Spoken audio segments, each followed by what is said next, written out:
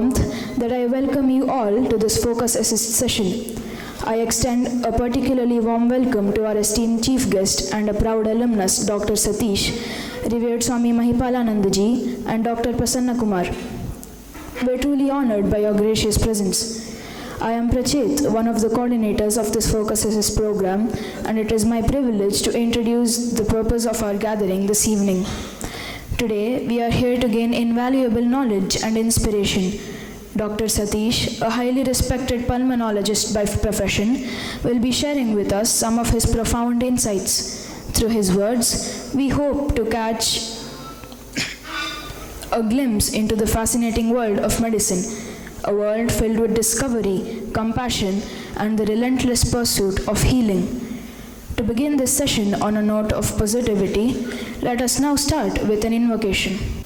Om Shri Gurubhyo Namaha Harihi Om Sahana Bhavatu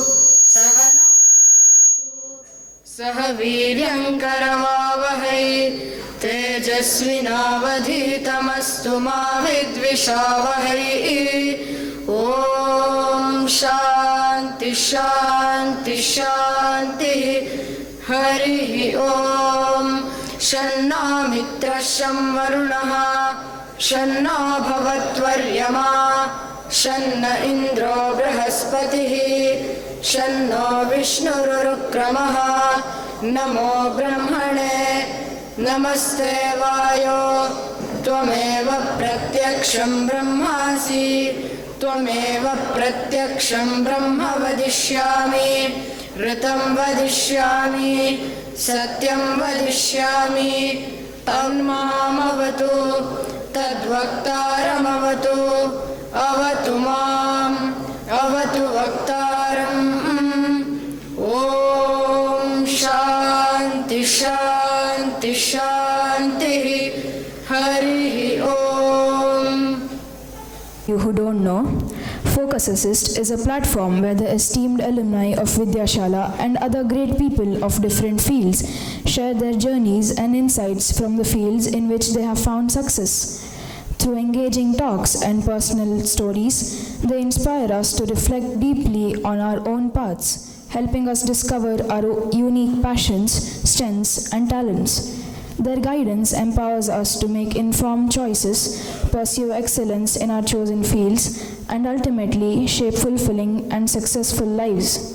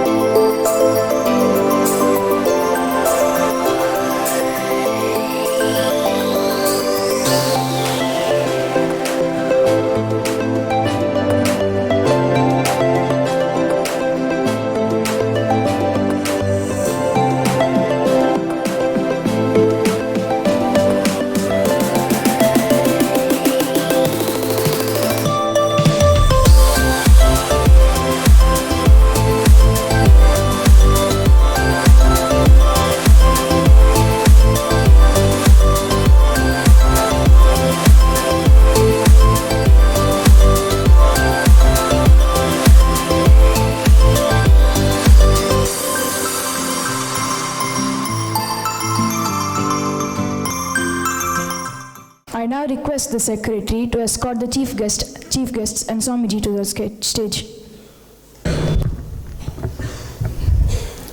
So, good evening to everybody. So, I am here to say about the basic introduction about our chief guest having today. First of all, his name is Dr. Satish Kalanjeri. Now, I'll start the introduction. Honoring a legacy in medicine, welcoming Dr. Satish Kalanjeri. It is not every day that an institution has the privilege of welcoming back one of its own, someone who once walked very corridors as a student and now returns as a leader, educator and international authority in medicine. Today, we are honored to welcome Dr. Satish Kalanjeri as the chief guest and speaker for our Focus program at Sri Ramakrishna Vidyashala. Dr. Satish's academic journey began here, within these very walls that shaped his early foundations. He went on to pursue MBBS at Alumnus Institute of Medical Sciences, affiliated to University of Mayo, that is AIMS. His search for knowledge and commitment to excellence led him across continents, earning him specialized training in United Kingdom and United States of America in fields such as internal medicine, pulmonary medicine, critical care, and interventional pulmonology. A big round of applause because his achievements is around 4 full pages. As you can see, this 4 full pages. But I will read out some of the important ones.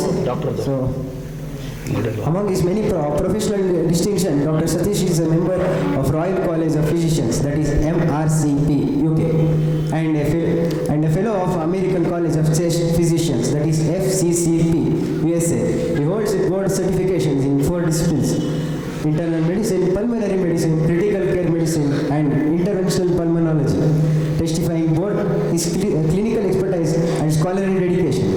His active medical license in Missouri and past license in Louisiana further reflect his long-standing contribution to patient care in US. Dr. Satish is not only a clinician but also a respected academic and global voice in his field. He has been a speaker, chairperson, and moderator at international platforms, including the prestigious CHEST and AABIP conferences. His lectures have enlightened audience on diverse topics such as bronchoscopy, innovations, lung cancer diagnosis, COPD management, and anesthesia in pulmonary care. As an educator, he has held faculty positions at renowned institutions, including Cleveland Clinic, Louisiana State University, the University of Missouri, and Mayo Clinic. His contribution to medical research are equally commendable. Dr. Satish has authored over 25 peer-reviewed publications, contributed to multiple book chapters, and currently leads clinical trials exploring advanced diagnosis and therapies for lung cancer, COVID-19, and airway diseases. As a principal site investigator, his work continues to shape the future of respiratory medicine. Beyond the walls of the clinic and conference halls, Dr. Satish has also engaged with the public through media platforms, addressing topics like asthma care, lung health awareness, and mindfulness in chronic illness on radio and televisions. His outstanding patient care and leadership have earned him such as Best Fellow in Critical Care Medicine at the Memorial Sloan Kettering Cancer Center and a place among St. Louis Magazine's Best Doctor list. Today, he serves as the Chief of Interventional Pulmonology at Harris S. Truman Veterans Affairs Hospital in Columbia, Missouri, and as an Associate Professor of Clinical Medicine at the University of Missouri School of Medicine. Roles that balancing cutting-edge clinical work with impactful teaching and mentorship. And also, in Dr. Satish Kalanjeri, we see the embodiment of Vidyashala spirit, grounded in values, driven by purpose, and committed to serving humanity through knowledge. His journey stands as an inspiration to every student seated here today. A reminder that with dedication, humility, and vision, one can rise to global excellence while staying deeply rooted in one's origins. Last but not the least, please join us in extending a heartfelt welcome to Dr. Satish Kalanjeri, a healer.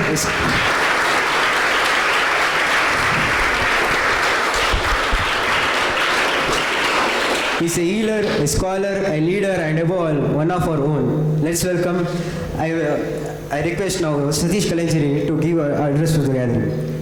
Dear students, before we begin, I would also like to extend our heartfelt gratitude for Mrs. Satish and his child Shiva who are present in this gathering. Please extend a round of applause to them. Thank you.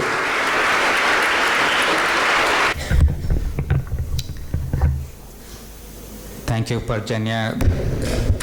I'm just blown away by how you could spin my CV into something something so special that even I couldn't believe that you were talking about me. Well, and thank you to Mayo for giving me this opportunity, and Dr. Prasanna Kumar, who is my dear friend and alumnus of Vidyashala, who arranged for this talk. Parjanya is already, first of all, I didn't get a whole lot of guidance on what this talk should be about. So I took some notes to discuss this with you, but Parjanya has already mentioned more than half of it. So maybe I should just call him to finish the talk.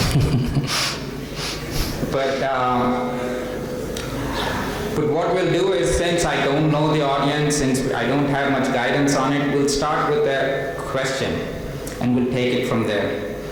And by the way, this photograph you see here is a 1992 version of Vidyashala. This is the photo that was circulated everywhere when we were students here. So I was a student here from 1991 to 95. So I'm just a couple of years older than you all.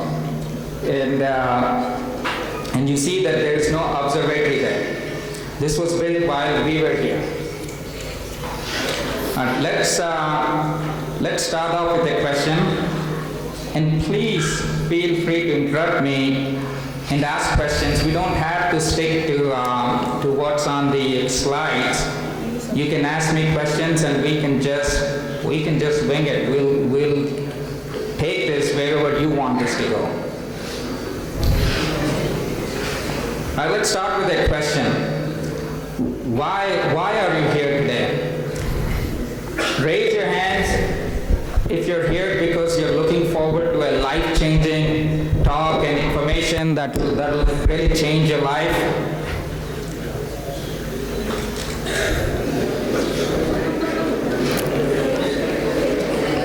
Seriously? Really? One of the things that... All right. Who's here because of B? You're just relieved that you can skip the night study. Some of you are honest, I appreciate that. And who's here because you can doze off without being caught or woken up? Well, obviously no hands, because whoever wanted to raise their hands are asleep. Well, I'm shocked that many of you chose A. Clearly I don't believe you. Swamiji, when we were students here, we were asked to speak the truth, and something has changed in the last 30 years.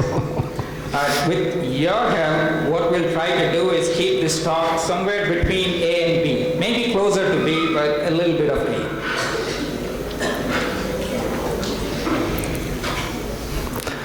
Doctor, I just want to, just give the cross-section of this audience over here. Morning, when I made an announcement in the dining area regarding your talk, I did mention that I did put your profile in the notice board, and I told the boys, this session has got promise, but it is voluntary. So you can make a choice. Either you can come to the session or you can go to the classes. So all the students are here are interested, genuinely interested to have come here. And also the 8th grade students who are here, this is their first session for Focus Assess. So we would want them to experience this. That's why they are here. Fantastic. Thank you. Well, yeah, we'll try and... Yeah, where should I... Oh, yeah, that's right. Thank you.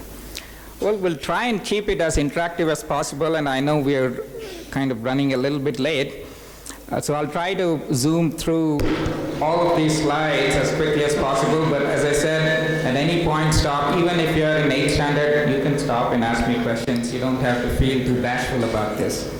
Well, I started your journey just like you. Just like you, I was here. I learned the foundations of life were taught to me right here. They were built right here. The discipline, my wife and my son were blown away by all the students she met and the enormous amount of discipline and brotherhood that you have exhibited. I learned all those things here. I learned how to do seva here, how to be humble, how to be grounded. That's something that you will keep hearing time and again here. And how to be resilient when life tests you, how do you handle it? And so, the one thing that, I was talking with Dr. Swami Mahipalananji earlier today is how things have changed since I was here. The innovation lab, the media lab, the sound lab, all the beautiful architecture, the aquatic lab, the nature lab, not lab, but the nature society. None of these things were there when we were here. We were taught a lot of things that is beyond academics, but Dr. Mahipalananji has taken it to a whole new level, and this is exactly what will make you successful in life as you move on. You may not realize that now, but someday when you're like me, whether you're sitting here or somewhere else, you'll realize that, the last thing that I mentioned there, the education beyond academics, that is, you'll realize is far more important than just academics, because the pursuit of excellence, which is what Dr. Swami Mahipalananji is trying to achieve here, is what is not taught in the textbooks.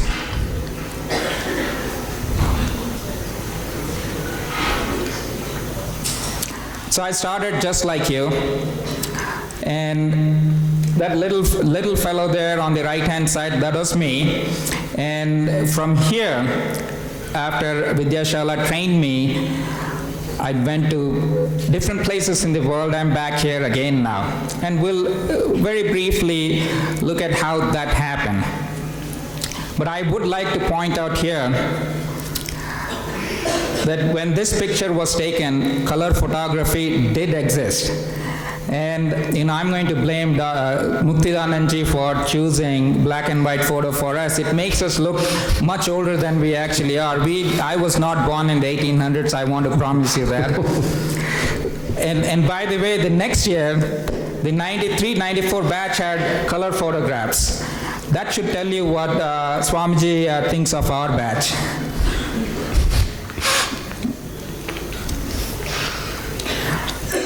So very briefly, I'll discuss about my own journey, which is not as important as what I learned from it. See, I had medical training in India, then I went to the UK, then to the United States, and I learned a lot of things along the way. And I'll share some of them with you, and then together we'll discuss things that are related to this. So after I left Vidyashala, I went to Adi Chunchandgi Institute of Medical Sciences, which is not too far from here. And at the time, it was Mysore University. I learned a lot of things in Vidyashala, and I thought everything was great and this should be a breeze. But when I went there, it was a whole new world. It was a culture shock for me. Not because it was good or bad, just because it was different. What I realized is, once you leave from here, you will find people who think in many different ways. Some are good, some are outrageous. You will realize that not everybody thinks like you. The other thing that happened is, for the first time in many years, we had the so-called freedom. Everything is disciplined and regimented here. Some of you loathe it, some of you don't like it.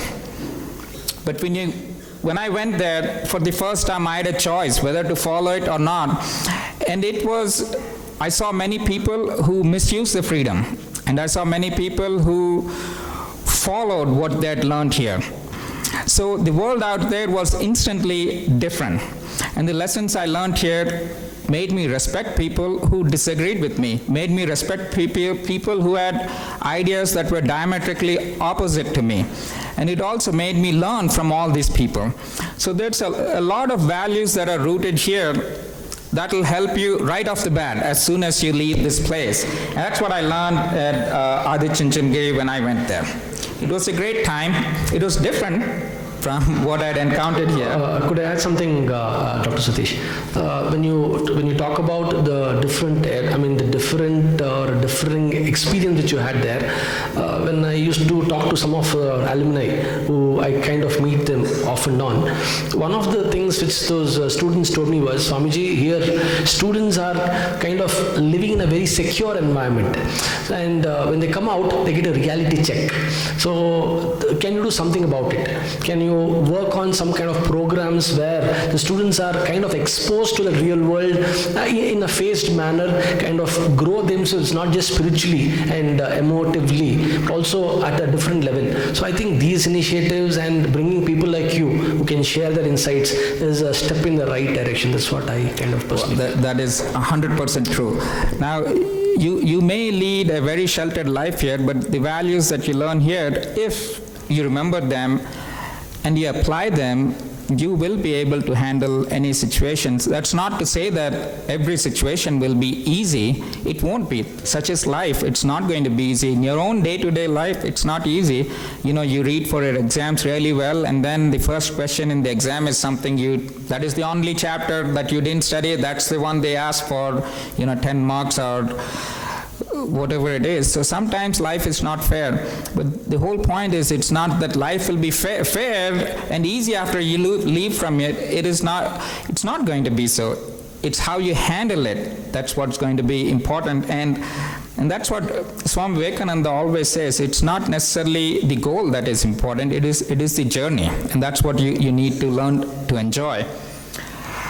And so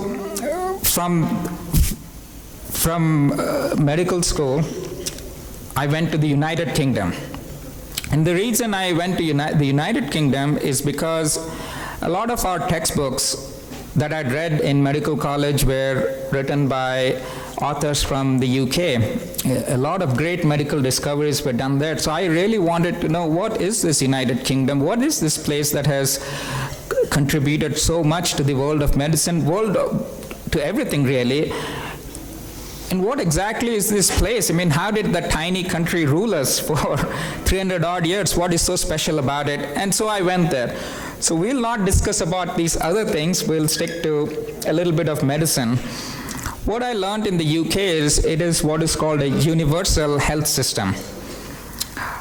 Everybody in the United Kingdom has access to health. Whether they're rich, they're poor, every one of them has access to the same quality of health as anybody else, and it is fully funded by the taxpayer. It is fully funded by the government, which in turn is funded by the taxpayer. So that was an eye-opener for me. Other than the culture shock and how people behave differently, how they act differently, they're much more polite than what I was used to. But I was able to adapt to all of this because, again, of my foundation here in Vidyashala, because we teach you how to be respectful to each other. Vidyashala teaches you how to interact with each other. Vidyashala teaches you that it's not just you, you've got to care for everybody else around you. So this concept was not very difficult for me to understand, but it was a different concept nonetheless. And from there, I wanted to do something called interventional pulmonology, which was not very widespread in the United Kingdom. And one of the places that was doing that in a cutting-edge fashion was the US. So I went to the US, and I was very fortunate to work and train in some of the biggest institutions there. On the top left-hand corner, you see Pennsylvania Hospital, which is affiliated with the University of Pennsylvania. It is considered to be the first hospital in the United States. And then on the top right-hand corner, that's where I did my pulmonary and critical care training. That is Memorial Sloan Kettering Cancer Center. For those who you don't know about this place, it is considered one of the top cancer hospitals in the world. It is either number 1 or number 2 in the world after MD Anderson Cancer Hospital in Houston, Texas. So I was fortunate to train there. Then I went for my interventional pulmonary fellowship. You don't have to understand what interventional pulmonary is. Suffice to say, I was fortunate enough to train at the Cleveland Clinic. At least some of you may have heard of Cleveland Clinic. It is one of the top hospitals in the world. And now I work at the Veterans Hospital in Columbia, Missouri. So the reason I bring this up is not so much that I want to brag about myself. I think every one of the alumnus that has graduated from here has achieved similar or far more greater things in life. The reason I bring this up is I was able to interact with the very best in the world. You know, I never thought that I'd be at the best cancer hospital in the world, one of the best hospitals in the entire United States. What I learned there was how people think. You know, if you are the number 1 in anything, how do you think? How do you go about doing things? And that requires a lot of original thinking. While that was fascinating and a steep learning curve for me, I did find it somewhat easy to understand how these people operate, how these people go about finding new things, how these people, when they're faced with a problem, how do they try to solve a problem? And that requires a lot of original thinking and critical thinking. And the reason I was able to adapt to that was, again, all the things that you're experiencing now. What you don't understand is, for example, take this very talk. You could easily have been sitting in your, first night study hour, and you may have read a little more about math or science, and those who are in 10th standard may have scored 2 extra marks. Those who are in PUC may have got 2 extra marks. You could have, that can easily be the difference between a state rank and not getting a state rank. Getting into, top engineering college versus the second best engineering college. You could have gotten those 2 extra marks today, but you're spending your time here sharing your experience with me, and that is critical thinking. That is original thinking. All these societies, to get a state rank in SSLC, you don't need aquatic society, you don't need nature society, you don't need an innovation lab. None of those things will be tested, as far as I know, in any of these exams that our education system deems as the benchmark for success. That is what we are told. You've got to get X marks or Y marks, and that is how your success will be defined, but that is not life. If you want to find a cure for something, if you want to invent something, cutting edge something, you need to develop original thinking. You need to think for yourself. You can't have the textbooks think for you. You can't say, each question answer, okay, that's okay to get marks, but you have to, the question itself, you should be the one to formulate it.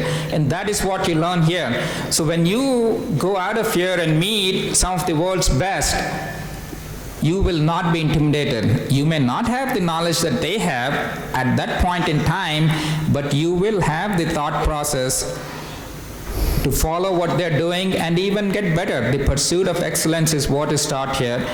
And I pointed out education beyond academics, and that is very, very important. You might sometimes feel a little tired to participate in some of these societies because it is done in your leisure time. You could be playing table tennis, which is a great thing. I played a lot of table tennis. I played hockey here. I just loved every bit of it. But I just want to point out how this prepares you, this education prepares you to think in an original manner. Original thinking is important, and critical thinking is important, and that's what you learn here, and that's what I learned here, and that is why I was able to do it, and every one of you can do it too. Okay, so very briefly, we'll talk about the differences in these different health systems. Not because this will be tested in your exam, but it is important for you to understand that there is a life that is different from what you know as life. You are used to certain things, but there are people around the world that do things differently. Some for good, some not so good. But our job here is not to pass a judgment on which is the best system. Our job is to see what can we learn from each, and if we have to choose or design something, how do we do it? So, India, as all of you know, we've got some great talent here. Some very skilled doctors, very skilled clinicians, but because of the population and our history, we are a little resource limited. Short in funding, a lot of our patients pay out of pocket. Okay, so they have to dive into their savings to pay for it. And the United Kingdom, as I mentioned to you, is what's called universal healthcare system. The people's taxes are used to create a health system which is equitable, available to everybody. Okay, and that is a universal healthcare system. It is great. It has its own problems, which we very briefly will touch upon later. And the United States is somewhat a combination of both. It is a pursuit of excellence. It is not so much a healthcare system, it is a healthcare industry. Everything is how can we do things better? How can we take this to a whole new level? You've got this stage here. How can we make it a little more jazzy? How can we make, have more audiovisual? It's all about innovation and cutting edge and so on. And it is insurance-led, which means it's not universal healthcare system like the UK, but if you want something that is out of this world, you will get it there if you can access it and if you can afford it and if you have the insurance. So you can already see, while there's a lot of greatness involved there are also some drawbacks. How much do you think we spend in India for healthcare? Very, very little. So we spend about 7,000 rupees. I had to use a Google calculator to get this amount, but we spend 7,000 rupees per person per year in India. Do you really think that is enough on an average? Now you might say, my grandpa, my grandma, nam tatange moot lakshaitu, that's fine, but the average 7,000 comes because your tata spent 30 lakhs for his treatment. Then there are thousands and thousands and thousands of people who could not spend even a single penny, and that's why it averages out to 7,000. So there is a huge disparity. We spend a lot less. The healthcare system is great for those who have access to it and those who can afford it.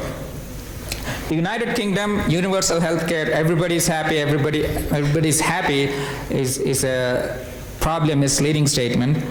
But everybody gets healthcare. You're rich, you're poor, doesn't matter. Where you live doesn't matter. You will get about the same type of healthcare that every other person gets. And they spend approximately 4.5 lakh rupees per person per year.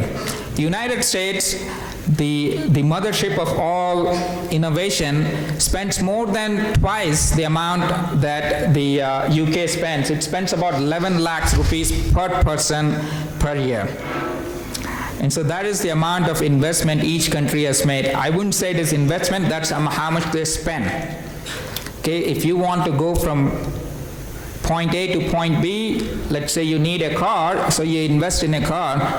If you invest in a Honda Civic or Maruti Suzuki, that's one thing. If you want a Lamborghini, that's a whole different thing, but it is the same outcome it will achieve. So based on that, does spending more necessarily mean you get more bang for the buck? Not necessarily.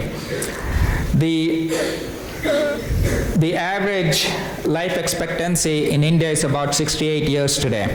It used to be 70 before COVID, but COVID took its toll and it is 68 now.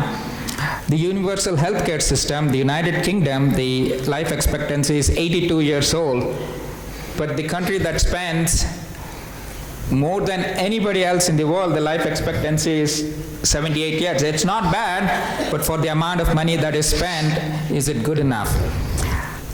Why that is so, whether it is good or bad, why do they follow it, that is a discussion for some other time if you're interested.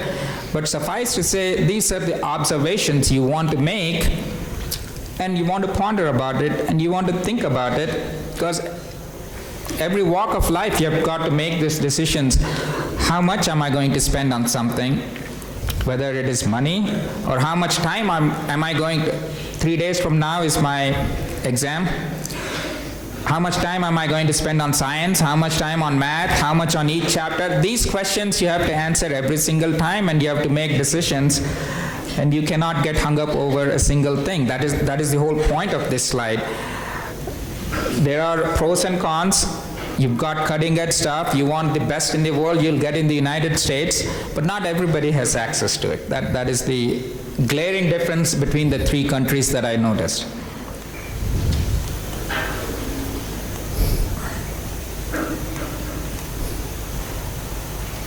Okay, the one other thing I'd like to focus on briefly is, healthcare policy, how much each country spreads. At this point in your life, what does it matter? You may say, yeah, that's all fine, but it really doesn't help me a whole lot. But what will help you is, how we interact with each other. It's not just about medicine. In any walk of life, how do you talk to each other? How do you interact with them? And I think we'll see some differences between India and the West. Again, it is observation. It is not a judgment. It is not a conclusion. It is just observation.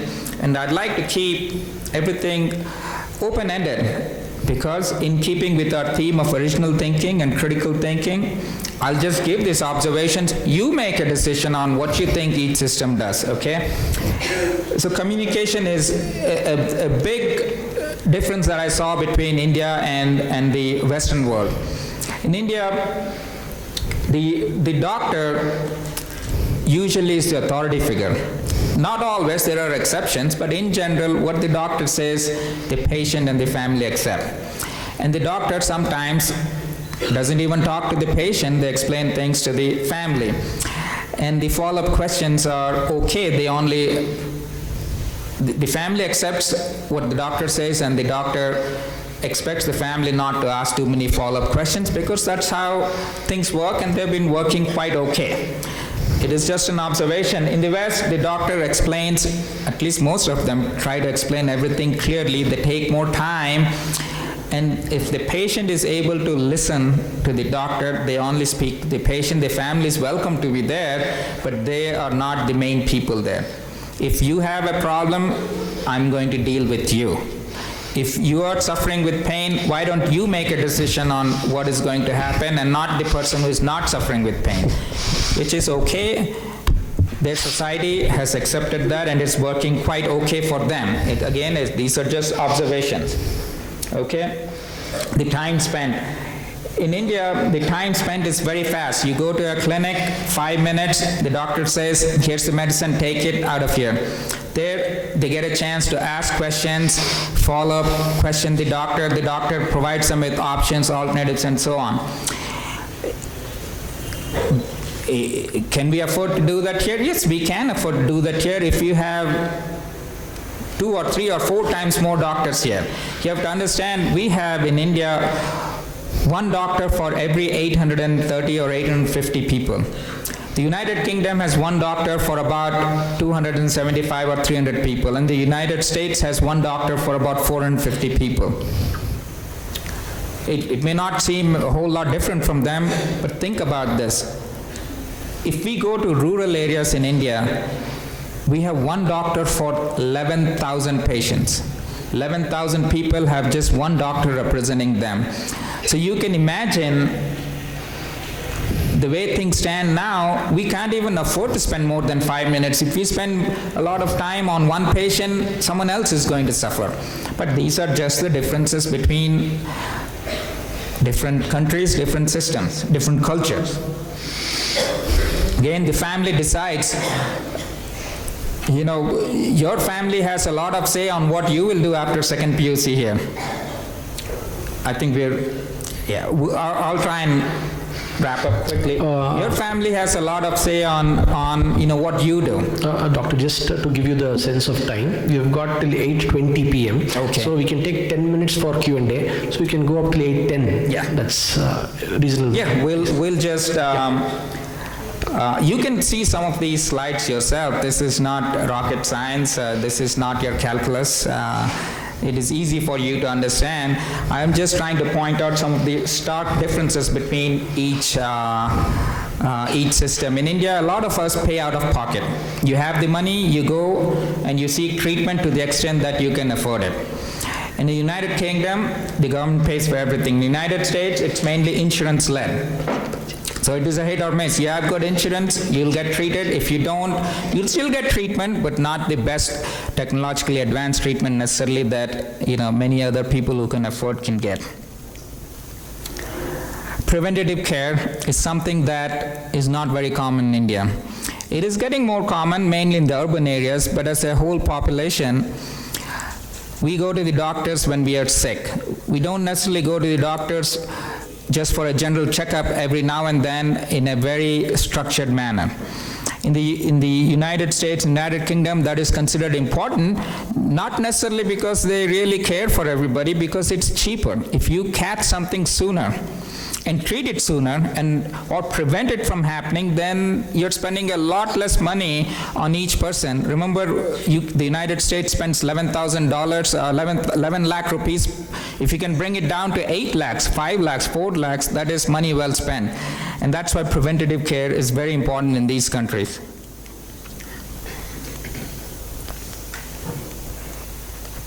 Now we can skip this. So, to summarize, in India you have fantastic cutting-edge care, and it is not as expensive as some of these other countries if you can afford it. The United Kingdom has universal care, but you don't have a choice. Here, if you don't like a doctor in Kuvempu Nagar, you can say, I'm off to Bangalore, I'll contact some other doctor. In the United States, you can do the same thing. In the UK, nope, you can't do it. This is your doctor, this is all. If you want the government to pay for it, this is all you get. So while there is, but when you walk out of the hospital, there's no problem. When I first went to the UK, I had to take an exam to be able to train and practice there. Unfortunately, I got a condition called hepatitis A and I was hospitalized. It was a very tough time for me. I had no money. I missed the exam. The next exam was 6 months later. I'm here in a brand new country. I have no money. I have no relatives, nothing going on. I didn't know what was going to happen next. The one thing I didn't have to worry about it, when I left the hospital, I didn't have to worry about paying any bills, because it was universal health care. I didn't care that I got the doctor who I got, but many people do care about it. So while there are pros and cons, overall it is working okay for them. The US has cutting-edge stuff. It's expensive, but it works. So what is an ideal healthcare system? You need to take the best from each of them. So from India, you need to take the efficiency, how we can see patients quickly, how it is cost effective, and how the family is so much involved, because if the family is involved, I do feel it is good for the patient. But if you can take that and provide it to everybody in the population, in the society, in the country, however you want to define your target population, it'll be great. And if we can do that with the latest and the greatest, even better. But is it really possible? It may not always be possible. Honestly, for a country of 1.6 billion, it is not possible. Maybe it is possible in smaller countries, Scandinavian countries, for example. They've got a great healthcare system, universal health coverage. Dr. Prasanna is going to visit Denmark in a few weeks, and he'll come back and tell us how it works for them. So the point is not, we're not here to design a healthcare system that is great. What we're here is to observe all these different systems and try to take something from each of them and apply it in every walk of life that you're in. How can we take the best of any situation and make the most of it? And that's what we want to, I want to emphasize here.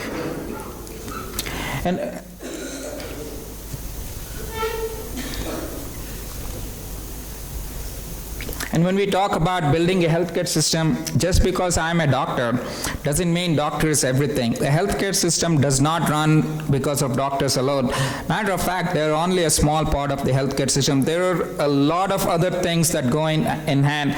In fact, you don't even have to be in the healthcare system. You can be an engineer, and we need healthcare informatics. I see a patient one-to-one, but during COVID, that's not what you needed. You wanted a mass vaccination program. You wanted a policy that will prevent the spread of disease. So you want public health. You want administrators who need to know how to run the hospital well. Vidyashala is great. I was talking to Dr. Muktidanji earlier. He says it is great because we have a tradition here. We have maintained a tradition over time, and that requires leadership. Just because students show up, pay their fees and leave doesn't mean Vidyashala will remain just like this forever. So we need leadership. Swami Mahipalananji came and started all these different societies, these technological advancements, so on. You need that. So you need leaders in the field. You need vision. And you need a lot of other things. So if you're thinking of a career in healthcare, think about all of these things. We need a lot more people in this field as well. And I have put research in capital letters, okay? Because that is by far the most important thing. And I can't speak to a better audience than here, because if you guys don't go out and do research and find newer things with all the education you have received here, all the original thinking, all the critical thinking, all the innovation, then no one else can. So your contribution to this society will be if you find new things, not just things that exist in textbooks and follow them, but you want to pursue something far greater than what we already know. And for that, innovation and research is important. Whether it is medical field or otherwise, doesn't matter. I'm a doctor, so I'm using all these examples. But this is very much applicable to any field you choose to pursue in your future. So the question then is it possible? And as I mentioned before, I was talking to my classmate Raghavendra earlier today, and I was talking about this talk I'd give, and he said, KB, that's what I was known here, KB, we put a lot of emphasis on getting marks. The person who gets the first rank is considered the best, and the rest of them are not. But every one of you is capable of getting first rank, but not every one of you can get. The number one is there for a reason. It is one. It is not 2, 3, 4, or 5. But if someone here, if any of you are sitting and asking yourself, I don't think I can do all those things, I want to challenge that. And I want you to focus on what Swamiji said about the perfection that already exists in you. What you want to do is just manifest it. And what stops you from manifesting all these things? It is the obstacle and challenges you face today and you'll face in life tomorrow. And I will tell you, there are a lot of external obstacles, but the biggest obstacle is your own internal self. If you sit here and say, I'm not going to get first rank this time, that is a mental block that you're creating in yourself, because you're no longer focusing on yourself but on something external. So dive deeper. Your ability is already there. You just need to rise. Another example is Viveka Smaraka. It is a colossal undertaking. It is a colossal undertaking, and Muktidanandji has undertaken that. Does he have a blueprint on how exactly it will go, how the cost will be achieved, how the construction will go, how everything will fall in place? No. Is he thinking about it every single minute and saying, it's not? No. All he's doing is he knows it will be done. He just has to manifest it, and it will be done. And that is the inspiration you have to draw. You don't have to go far. It is right here, right in Vidyashala. You see how things are being achieved here. I would challenge you to stop thinking about external obstacles and tell yourself that you're capable of all these things. And all you have to do is pursue excellence. Pursue excellence, nothing else. And pursuit is all you can do. You have to be a karma yogi. You have to be a karma yogi. You cannot say first rank, but no, that's not what you want to do. All you want to say is, I'll read, I'll give it my best shot. You have to show up. You cannot win a war without entering the battlefield. You cannot achieve anything without showing up. All you have to do is show up to your innovation lab, learn. Whether you achieve the project or not, doesn't matter. Put together a few ideas, try to implement what you have been taught. That's all you do. That is what a Karma Yogi does. And that is what Swami Vivekananda teaches us. You just show up, do what you can, and you will succeed. And how you define success is entirely up to you. I was talking about my friend Raghavendra.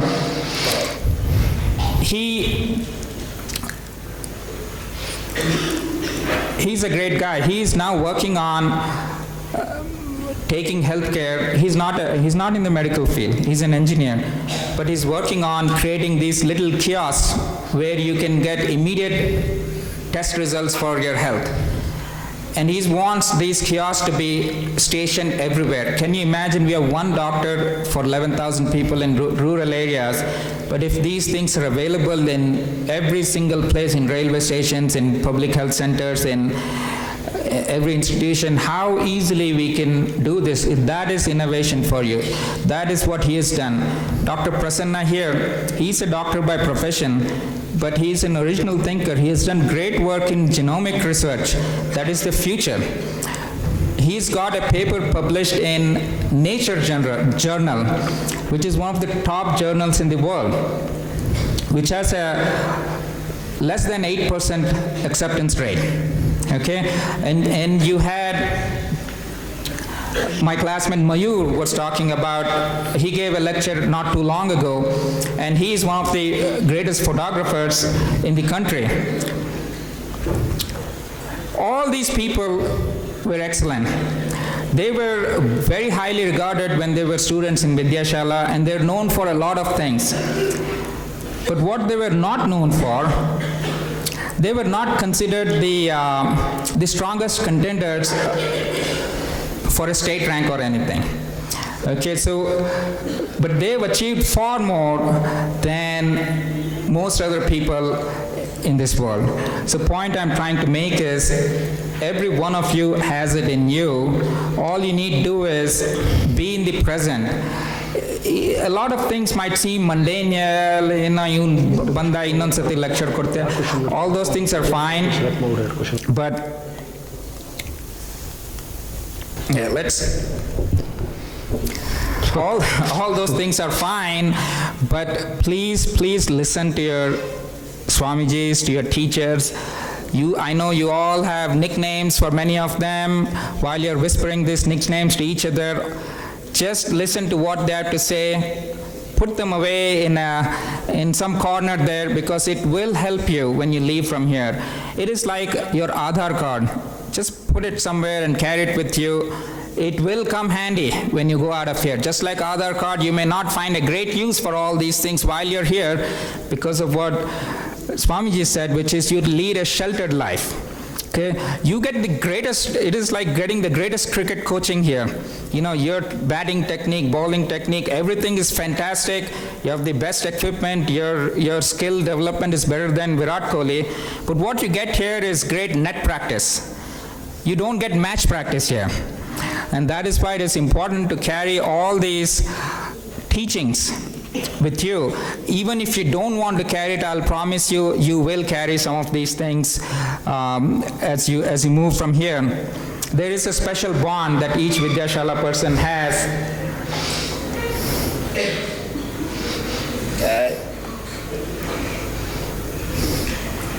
There's a special bond each Vidyashala student has for other. I'll tell you, it's been 35 years since I left Vidyashala. If I get a phone call from someone saying, I'm a Vidyashala student and I want to meet you, there is absolutely no way that any of us would not be meeting with that person, because we trust them, we respect them. We respect them because we take it for granted they share the same values that we do. And these values are, believe it or not, Time. Could we take some questions? Yeah, of course. Dhanmin, could you coordinate with some questions, please? Where is Dhanmin? Please. I think 2 questions are enough.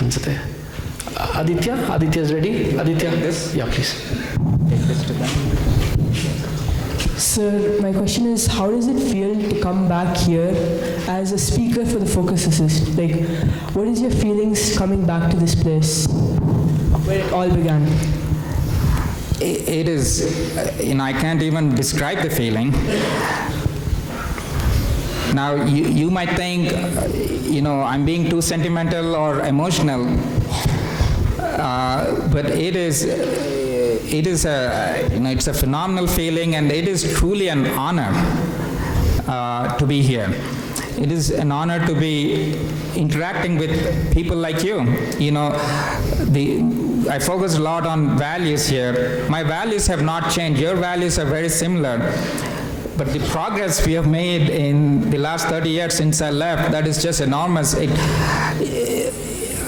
The answer to your question is just an indescribable joy, a feeling of honor. Sometimes I feel I don't deserve it, but here I am. And you might feel this is just some sentimental jazz that this guy is talking about, but trust me, you don't even have to wait 35 years like me. 5 years down the road, you will get that feeling when you walk into this campus again. Could we take one more question? Dhanman, was that? Yes. Please, Suraj, introduce Suraj, right? Namaste sir, myself Suraj from 10th grade. Sir, in recent times, healthcare has become more of a business likely than service oriented. Could you please explain about that? Yes, it is a healthcare industry. Healthcare system is where everybody has a fair chance at achieving something. Unfortunately, we are treating healthcare, fortunately or unfortunately, we are treating healthcare like any other commodity, like selling a car, like selling a projector, table, chair, where if you have a buyer, you'll make money. If you don't have the money, if you don't have the buyer, then that's okay, you still make money. So that is how business works. And healthcare can't work like that. You can live without a car, you can live without a mic or table, but once you're born, 99% of people will have health problems. So the answer to your question is, that is what the society wants, and that is how we have designed it. How will we change it? It is going to be tough. More than likely, it has to come through activism and through legislation. And the part that you mentioned about healthcare for profit, that will never go away. No one is going to be innovative and build a new machine if they're not going to make money out of it. But how we do it, how we legislate it, do we put a cap on how much each equipment should cost? Should we put a cap on how much each medication should cost? Should we put a cap on how much you can charge for a day in the ICU? All those things will have to be a broader conversation. You'll have an enormous amount of resistance from people who make money out of it, and you'll have an enormous amount of push from people who can't afford it, but it has to be a balance. Prachit, could you finish the concluding things, please?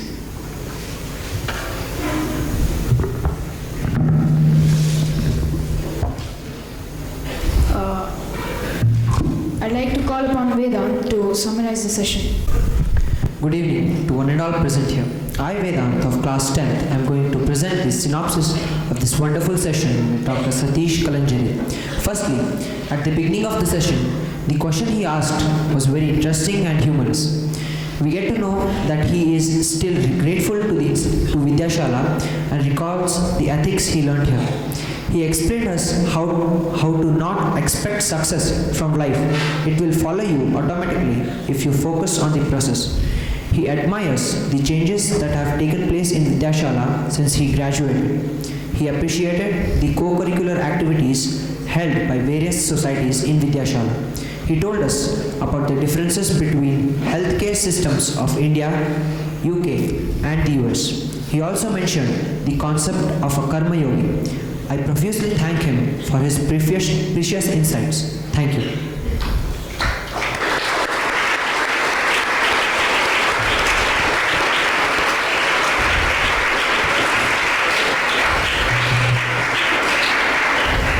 Thank you very much. much, Vedant, for the summary. I now request Swami Mahipalanandaji to present a token of gratitude to Dr. Satish.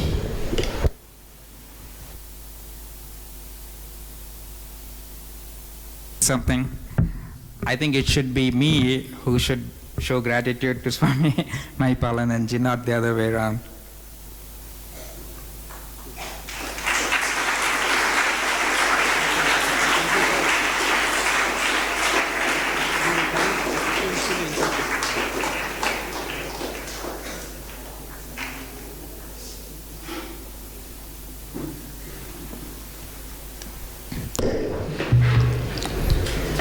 I extend my heartfelt gratitude to Dr. Satish for graciously giving us his valuable time and for sharing such profound insights. My sincere thanks also go to Swamiji for organizing this enlightening program. I would like to acknowledge and thank the Departments of Media Outreach, IEI Cell, Audio Visual, Computer Section, Manual Work, and the Writers Society for their dedicated support behind the scenes. I also thank Vedant for summarizing the program. Last, but by no means the least, I thank each and every member of the audience for attending and making this session meaningful. Let us now conclude the program with the Shanti Mantra. Om Purnamada Purnamidam Purnat Purnamudachyate Purnasya Purnamadaya Purnameva Vashishyate. Om Shanti Shanti Shanti Hari Om Shri Rama Krishna Arpanamastu.